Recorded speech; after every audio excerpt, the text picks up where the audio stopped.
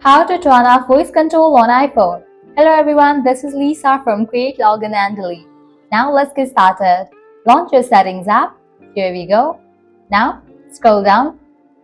Navigate to the option of Accessibility. Open it. In this page, you're going to find different sections. Under Physical and Motor, you'll find the option of Voice Control. Open that option. Now at the very top, you'll see the option of Voice Control. Disable for that option. Once you do that, you have just disabled voice control for your iPhone. Likewise, head back. Go to the main page of settings, then scroll down. Navigate to the option of Siri and search. At the very top, you'll see the option of Listen for. Open that option, set it to off. Once you check in for the option of off, you have just disabled voice control. So this is how you can easily turn off voice control on your iPhone. Well, that's a wrap for this video. At the end, if you guys find this video helpful, don't forget to like, share and subscribe to our channel. Thanks for watching.